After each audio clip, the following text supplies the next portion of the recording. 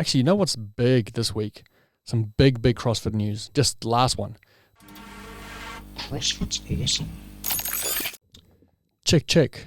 Yes, we are on. What is up, you sexy beasts? It is Tuesday morning here. I'm very sorry that I didn't make it into the studio yesterday to do the podcast. It was Anzac Day here in Australia, and so took the day off. And so if you were sitting by your phone, just refreshing, waiting for the podcast to kick off, I'm really sorry about that. I very much doubt that anyone was doing that. But here we are. We are doing it, and this is episode 3 of the About Last Week podcast. And I've got some very shorts on here, so I'm going to have to make sure that I just keep those little bad boys, keep those white quads out of frame, or maybe crop in after the fact. And talking about quads, I wanted to start the podcast by drawing your attention and just admiring the sheer volume, the sheer size of Dani Speegle's quads. Alex Smith posted this photo, and I mean, Alex Smith in his own right is a beast. Look at those quads, they are vascular. But then you just glance over to Dani's, and they are literally double the size of Alex Smith's quads. They are amazing quads, Dani Speegle, and I wish I could just have a little bit of that on my quads, but saw that and thought that that was worth pointing out. Now, as you know, this podcast, it's called About Last Week, where we just have a look at some of the main stories in the CrossFit space from the previous week. And I think without a doubt, the main story this past week has been around the semifinal placements and athletes' ability to travel to these different semifinals. Now, I will start by saying a lot of this drama is just due to the state of the world at the moment. It's due to all the stupid restrictions around COVID, not being able to travel in different countries and all that stuff. That's the main thing that's causing the drama. Okay, so yes, CrossFit might be at fault for some of it, and yes, the athletes might be at fault for some of it, but I think we've got to remember that all in all, it's the travel restrictions that's causing the drama. Okay, it's very easy to just point the finger at CrossFit as an organization, but I think there's more to a lot of these stories, and I feel sorry for CrossFit in a sense, because they're obviously trying to be proactive by sending out these questionnaires, I guess, to athletes, asking whether they have travel restrictions, whether they've got passports, whether they've been vaccinated, all this stuff. They're trying to be proactive, gather the information, and then try and place the athletes where they think it's going to work best. Every semifinal only has 30 spots. Every semifinal has 30 spots for the males, 30 for the females, and so it must be a challenge to try and fill those up and keep the athletes happy, and there's no scenario where everyone's going to be happy, right? So if you're not aware, athletes have to travel back to wherever their passport is, whatever passport they hold, they have to travel back to that continent or that region to compete in their semi, and that's the reason why Tia is here now in Australia. She's had to come back and compete in the Torium Pro. Now this causes some real issues for some athletes, especially in Asia, the Asia region. So the main one that stands out there is Roman Krinikov. Now, if you follow Roman's journey over the last few years, he's had so many issues trying to get into the United States, and this year finally he managed to get in. He got a visa, got into the States, but because he's Russian, he's got to go back and compete in the Asia regional. And so now he's got to leave the country. He's not the only athlete. I think there's 3 or 4 of them. They've got to leave the States with no real guarantee that they're going to be let back in, which is, it must be super stressful. And then, so that's those athletes, the Asia region. And then there's the North American situation where you've got Canada and the United States. And to get into Canada, you need a passport and a vaccine. And so what happened was a lot of the American athletes, the North American athletes, they got the survey from CrossFit. And I think a lot of them just didn't even think about the fact that they could be placed in the Atlas Games, which is in Canada. And so they unfortunately did not answer the questions correctly in the survey. And so from CrossFit perspective, if I'm just putting myself in CrossFit shoes, if I receive a survey back from an athlete and it says they've got no travel restrictions, right, I would then automatically just place that person in the Atlas Games because they've said there's no travel restrictions, and I know that that's going to be a challenge to fill up the Atlas Games because it's in Canada. And so I think any athlete that unfortunately filled out that survey in that manner, just not even thinking about Canada, It's a really unfortunate situation, but I can understand from CrossFit point of view, if you get a survey back that says, I've got no travel restrictions, to me that's a no-brainer. That goes into the Atlas Games pile straight away. And unfortunately that's what happened to Logan Collins. So Sevan and Brian had Logan Collins on the show, and that's exactly what happened to him. He just didn't even think about the fact that the Atlas Games was part of his region. There are 2 semifinals very, very close to him, and he just assumed that he'd be placed in those, especially considering that he qualified in the top third of all the males in North America. So it's a really unfortunate situation, and Mal O'Brien is the one that got most of the highlight. I'm still not sure what the reason was for this, but Mal O'Brien was placed in the Atlas Games initially, and then she got pulled from that semi-final and placed in the Granite Games. Now, the Atlas Games announced that she was coming, and then she got pulled. So if Mal O'Brien's going to a semi-final, you can assume that her coach, who's Matt Fraser, is also going. So for the Atlas Games, this is a massive blow, because having Mal O'Brien and Matt Fraser come to your event is such a massive draw card for spectators and ticket sales. And so for that to be pulled away from them, it's pretty hard. Now, we don't know. We don't know the full picture. We don't know whether CrossFit perhaps said to them, don't post anything. We don't know whether Atlas Games jumped the gun in posting that Mal O'Brien was coming, right? That might have been a fault of theirs. So we're just assuming that CrossFit has stuffed up and they've screwed over the Atlas Games, and it's easy to point the finger at CrossFit. But, there could be a scenario where CrossFit has asked the semi-final event organizers to not post athletes coming to the event until it's completely finalized. We don't know that. I'm not saying that is the case, but there could be one scenario. Nevertheless, it sucks for the Atlas Games, and I think the weight of the disappointment from the last couple of years not being able to host their event, there's been 3 years of just blow after blow. It makes it even heavier that this has happened to them. So that's really unfortunate. So that's the semi-final situation. Now, one thing that we should probably talk about is, should the semi-finals even be run the way it is? And what I mean by that is, one, should we have independent event management companies run these events, or should it all be run by CrossFit like the regional days? That's question number one. Question number two, if we say that yes, we do want these events run by these independent management companies because it gives every event a unique flavor, it makes it fun, it makes it feel like the circuit, like a tennis circuit where you've got the French Open, the Wimbledon, the US Open. It makes it feel like that, where every event is very unique and got its own flavor. If we say that that is cool, do we want all the programming to be done by CrossFit so that all the workouts across all the semifinals are the same? Or do we like the way it is now? I personally think that all the workouts across every semifinal should be the same, allowing us to have a worldwide leaderboard, the same way we've got one in the Open, the quarterfinals, where we can actually rank and see the athletes across the world. Obviously, we can't do that if all the workouts are different. So I think that I'm happy with, and I like the idea of having independent event companies run the events for the pure reason that we get a different flavor. Like, they are all very different in the way that they run and the little quirks they have and the things they put on. I think that's really cool.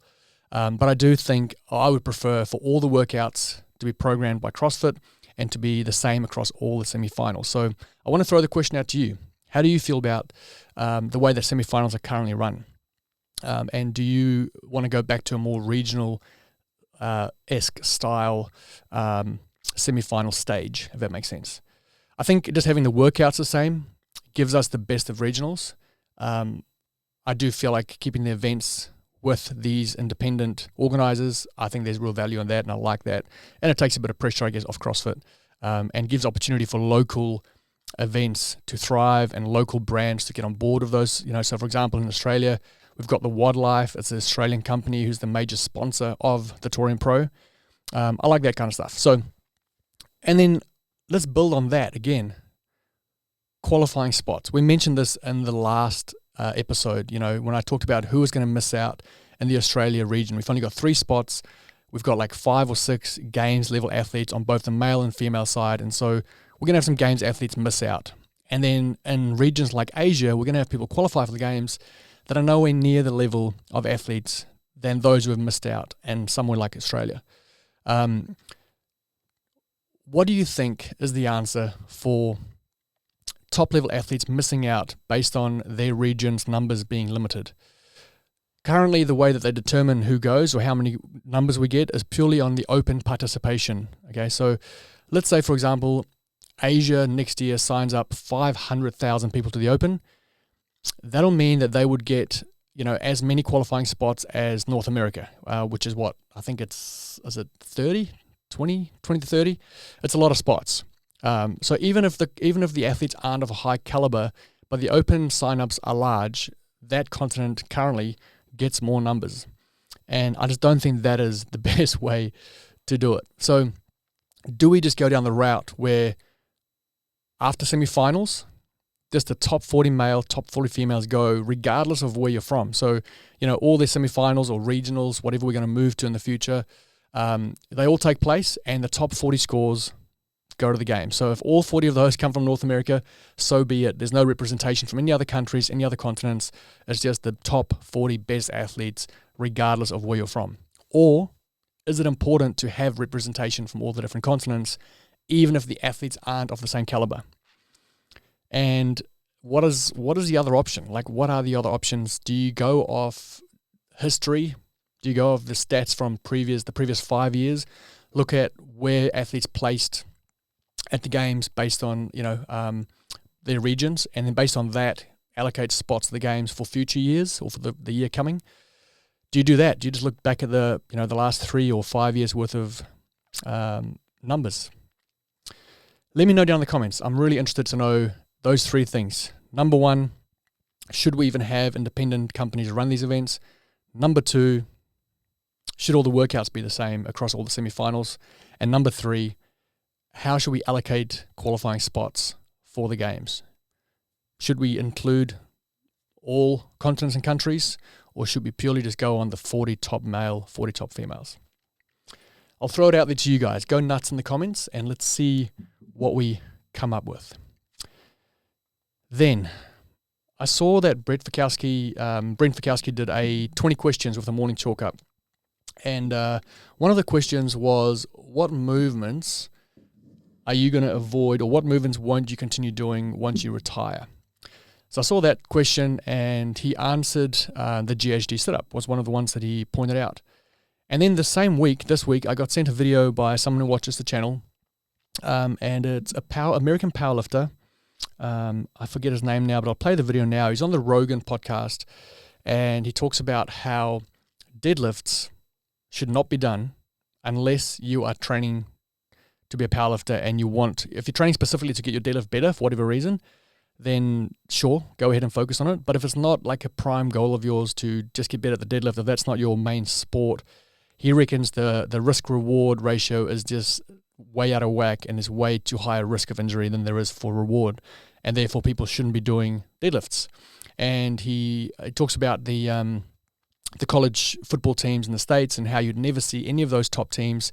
If there's athletes that are getting paid, to compete in a sport, you won't see them do deadlifts. They'll do power cleans, they'll do hang cleans. And anyway, I'll just play the video. And it just got me thinking with Brent's comment about the GHDs, and then this video getting sent to me. It's a pretty old video. It's from 2019. But let's have a quick look at it, and then we'll discuss it further. Quick little tip: deadlifts. If you're deadlifting to be a better deadlifter, fine. If you're not doing that for deadlift's sake, then don't fucking do it. The risk to reward ratio is a joke. For deadlifts? For deadlifts. Really? And a lot of people aren't going to like that I'm saying that. But if you go into any NFL gym, in any Division I college football gym, in any athletics where people are actually getting paid and it matters what they're doing, they're not deadlifting. Really? They're hang cleaning and power cleaning. Why is that? Because the risk to reward ratio, it's so hard to be a great deadlifter and to not risk your low back and to be using your upper back properly, and just there's so many little chances for you to get hurt. Hamstrings, deadlift. That was me. My first World's Strongest Man. I was the only rookie in the finals. Bro, China. How much weight is that? That was 880 pounds, 400 kilos. So there you go. That's that clip. And then, Brent, I'll read you what Brent said. about his least favorite piece of CrossFit equipment. He says, when CrossFit is over and I'm not competing anymore, I will not be doing GHD sit-ups. I will not be doing kipping handstand push-ups. Those are the two big ones. Those are not going to be done, or those are not going to be done when I'm done. Both of those from a safety issue, but handstands, I've just done so many handstand push-ups over the years to get better at them. I'm just kind of sick of them. I also won't be doing pistols for speed anymore. That's from the morning chalk up.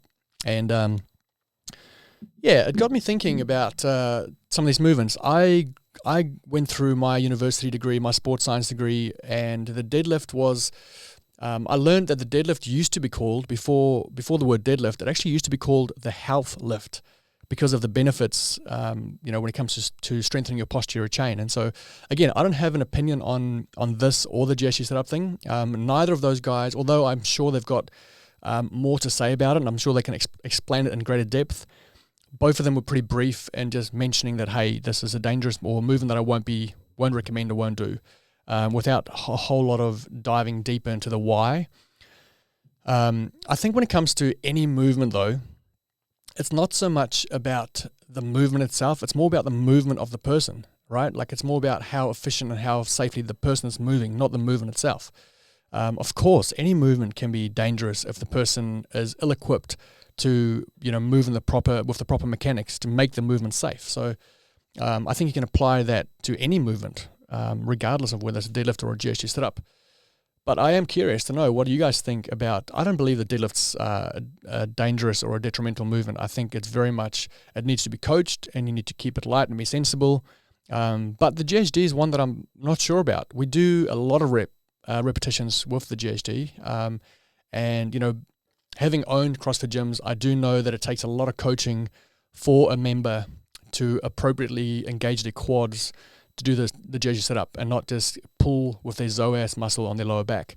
If you don't drive the knees straight, if you don't engage your quads, there's no way you're getting up without that hip flexor, the psoas muscle pulling on your lower back, compressing it. It's not a great feeling.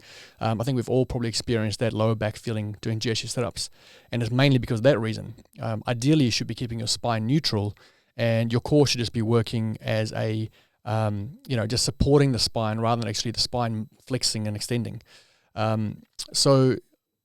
do feel like we do a lot of repetition, and I'm not sure how well all members are equipped to do these for volume. Not to mention adding a medicine ball or a weight plate on top of that. So I've always loved GHD setups. I get a great workout from them, I feel. I've never felt like they are detrimental to my body or my health, but I don't have the long-term data. I don't know what that continuous motion over 10 years will do to my discs and my spine. Is that a movement we should be doing? I'm not sure.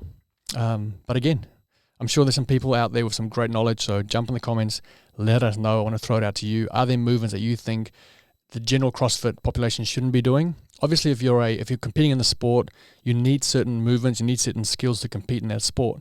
So obviously, pistol, GHD setup, those are all part of CrossFit as a sport, but are they necessary for the average member in a CrossFit gym? And same with deadlifts. Let me know what you think. I don't know if there are any other stories this week, to be honest. I think that was pretty much it. You guys have to get a bit more vocal, to be honest. Hit me up. Let me know if you see anything that comes up. This is a nice one.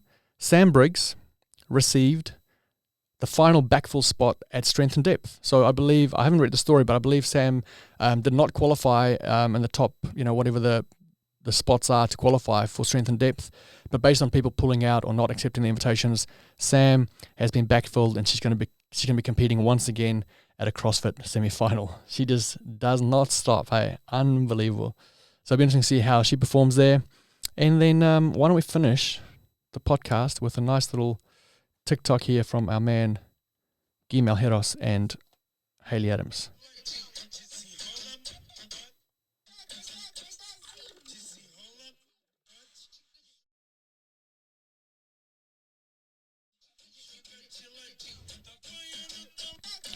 Actually, here's a topic. Here's something I spoke to someone about yesterday. We're talking about Khan-Porter in Iceland and just the environment there. Iceland is such a beautiful place. You can spend a week or two just seeing the sights. But after that, once you've seen the beautiful place, there's not a whole lot to do. It's and so the conversation went like this. It was like, Khan's in this great training environment, but what's the effect on your performance and your training and your health when you're in an environment like that where there's not a whole lot of balance, right? Like it's just very heavily focused around training. Khan speaks about this. Like literally, they train, and then he goes back to his room, and then they go back to the gym, back to his room, and there's not a whole lot of, there's not much else happening. Whereas, you look at something like that, TikTok, you've got Gimel Heros there with Haley Adams, and I imagine it feels to me like when I look at that, it feels to me like the training environment is not as, I can't say not as focused, but I feel like there's more balance. You've got the extreme training environment, but then you also have this other side where there's just more people around, there's more normality around life, and I wonder if there's any detriment, is what I'm trying to say, any negative effects to the environment in Iceland, and the expectation, like, because you're so removed from, I wouldn't call it reality. Obviously, it'd be reality for you if you live there, but for someone like Khan, Tola, and Lauren, that environment for them is not normal. It's not their normal life, right? It's very isolated. It's very focused. And I wonder what that does when it comes to the pressure. Like, or if you go, man, I've spent however long they're spending there. Is it a year? I've spent the last 9 to 12 months in this environment. We have to podium. Like, if we don't podium, that was such a not a waste. I guess it's an experience in itself. I don't know. I just wondered yesterday. I just wondered whether there was any negative effect to the environment in Iceland with the Reykjavik team. I could be talking out of my bum here, but it was just something that crossed my mind, listening to the way Khan describes the environment there and the lifestyle there while training. So I wonder if there's benefits in having more normality around, having family around, having there's other things to do, rather than just sitting in your room and going to the gym, sitting in your room, going to your gym. But guys, I think, how long's that been? Yeah, that's been 20 minutes. I like that 20-minute spot. It's like a sweet spot, I reckon. So there's some good things to discuss there. Actually, you know what's big this week? Some big CrossFit news. Just last one. Big CrossFit news in my CrossFit world. I finally emptied my garage, painted it, put new flooring down, and you won't even recognize it. It looks amazing. So phase 1 of the new garage gym has been completed. There's lots more to do, but in tomorrow's vlog, I'm going to show you where we're at. So tune in tomorrow for that, and come on the journey of me setting up my beautiful garage gym. Okay, my tribe, I hope you're fantastic. Have a great week. I'll see you tomorrow on the vlog. Much love. Stay sexy. Don't forget that. Stay sexy. Keep roaring love. And I'll see you real soon. Bye-bye.